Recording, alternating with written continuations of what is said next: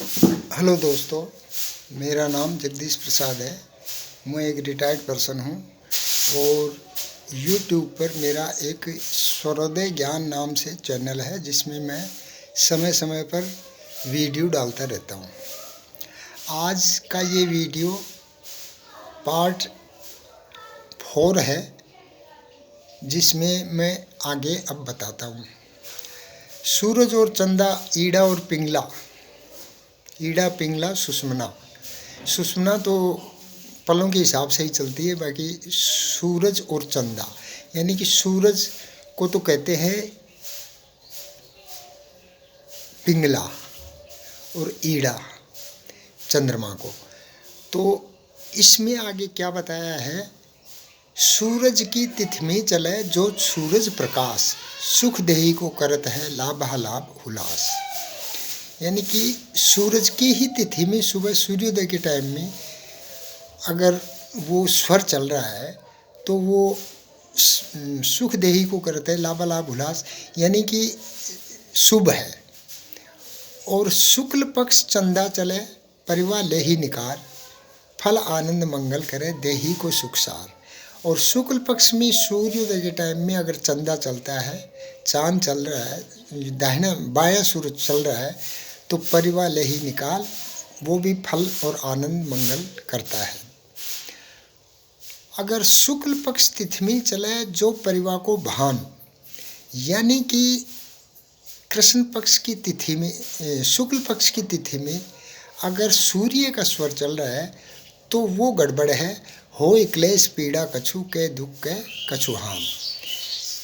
और फिर है शुक्ल पक्ष तिथि में चले जो परिवार को चंद, कलह करे पीड़ा करे हानि ताप के द्वंद।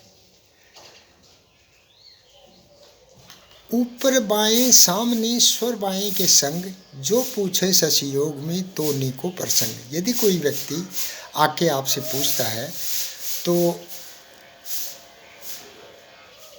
शशि योग में ऊपर बाएं सामने, यानी कि ऊपर बाएं या सामने स्वर बाएं के संग, जो पूछे शशि योग में तो नीको प्रसंग, तो उसका प्रसंग सही है। नीचे पीछे दाहिने स्वर सूरज को राज। नीचे पीछे और दाहिनी साइड में अगर आकर कोई पूछता है और आपका सूर्य स्वर चल रहा है, नीचे पीछे दाहिने स्वर सूरज को राज, जो कोई पूछे आयकर तो समझो शुभ काज, तो उसका भी कार्य शुभ है। अब दहनो स्वर जब चलत है पूछे बाएं अंग, आपका दाहिना स्वर चल रहा है और वो बाएं अंग में आके पूछता है कोई,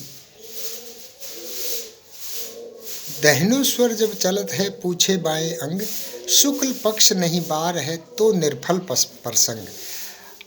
अगर दाहिने स्वर में कोई आके पूछता है और दाहिने स्वर जब दाहिना स्वर चल रहा है, बाएं साइड में आके कोई पूछता है और शुक्ल पक्ष भी नहीं है बार भी नहीं है, तो उसका प्रसंग निर्फल है। जो कोई पूछे आकर बैठ दाहिने ओर, अगर कोई आके आपके दाहिने ओर आके बैठकर पूछता है, बंद चले सूरज नहीं कारज विदकोर। अगर सूर्य स्वर नहीं चल रहा है, यानी कि दाहिने स्वर नहीं चल रहा है, तो वो काम किसी भी सूरत में नहीं हो सकता।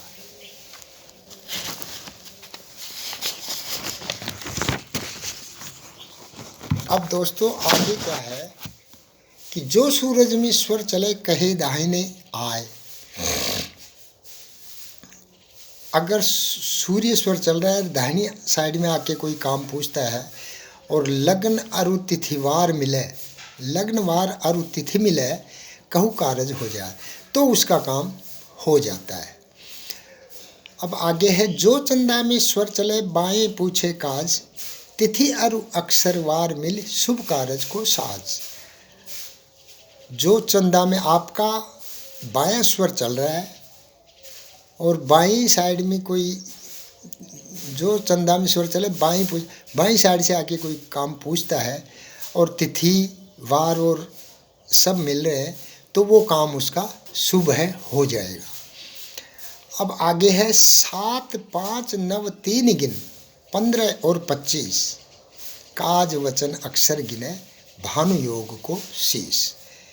यानी कि जो काम बताता है वो उसमें 7 5 9 3 15 और 25 काज वचन अक्षर गिने, इन काम के वो जो बोलता है उसको अक्षर से लिख लेना चाहिए और उसमें 7 5 9 3 15 और 25 काज वचन अक्षर गिने, कहने जो उसकी कही हुई बात के अक्षरों को गिने और फिर भानु योग को ईश।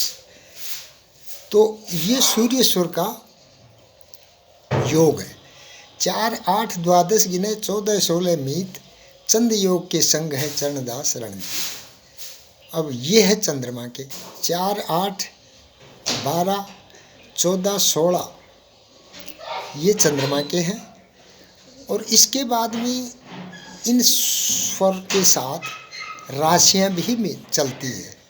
कर्क मेष तुला मकर चारों चरती रास, यानी कि कर्क मेष और तुला मकर चारों चरती रास।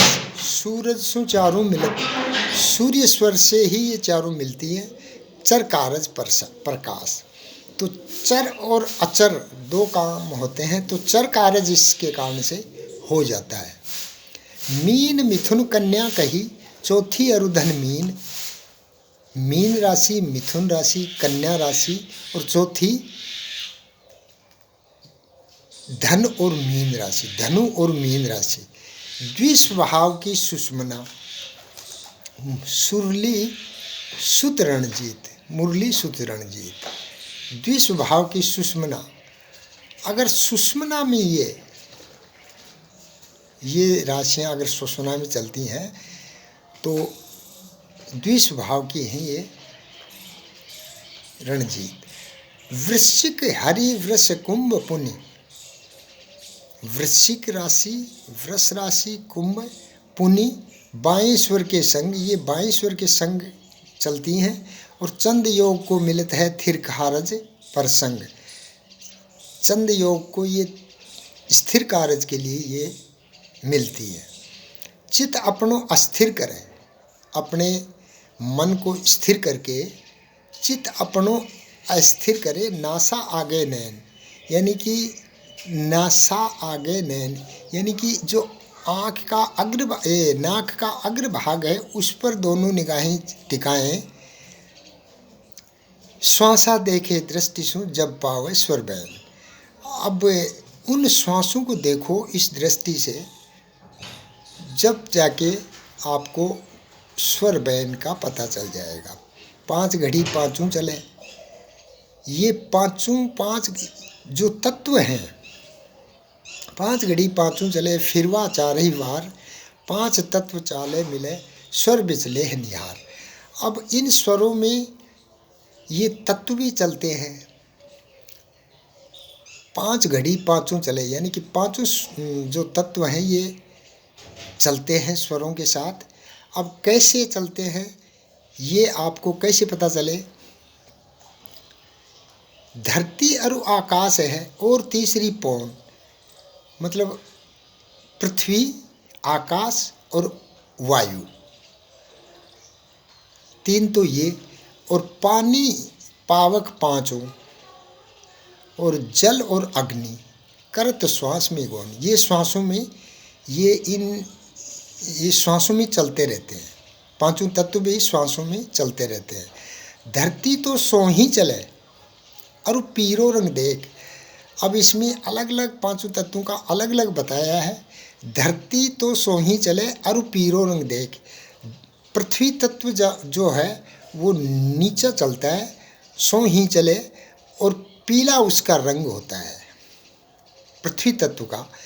12 अंगुल श्वास में, और इसकी पहचान क्या है कि श्वास अपने श्वासों के सामने हाथ करके देख लो, 12 अंगुल तक सांस जा रहा है तो समझो धरती चल रही है, पृथ्वी तत्व चल रहा है।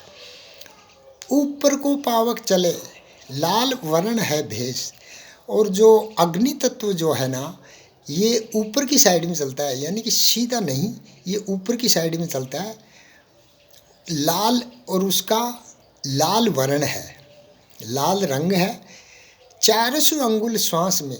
अब इन श्वासों को देखो, 4 अंगुल श्वास जा रहा है, तो समझो अग्नि तत्व चल रहा है। इसके बाद में नीचे को पानी चले, और जो नीचे की साइड में ये जल तत्व चलता है, और उसका रंग है सफ़ेद। 16 अंगुल श्वास में इसकी पहचान है। श्वासों में 16 अंगुल तक देख लेना चाहिए अपना हाथ से।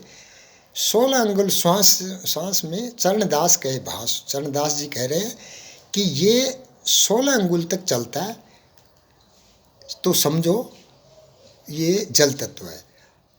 अब क्या है, वायु आता है। वायु तत्व जो है ना, हरो रंग है वायु को, उसका रंग तो है हरा। तिरछी चाले सोई, यानी कि अपनी नासा में से जो श्वास निकलती है वो तिरछी जाएगी। तिरछी चाले सोई। 800 अंगुल श्वास में 8 अंगुल श्वास निकलता है, 8 अंगुल जाता है ज़्यादा से ज़्यादा करके। रणजीत मीत कर जोई। अब स्वर दोनों पूर्ण चले, बाहर ना प्रकाश।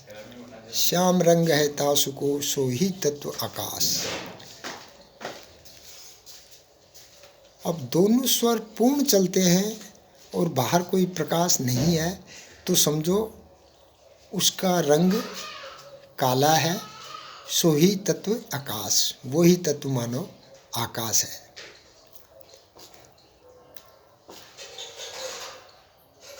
अब दोस्तों आज इतना ही। अगला पार्ट 5वां उसके बाद में देखेंगे।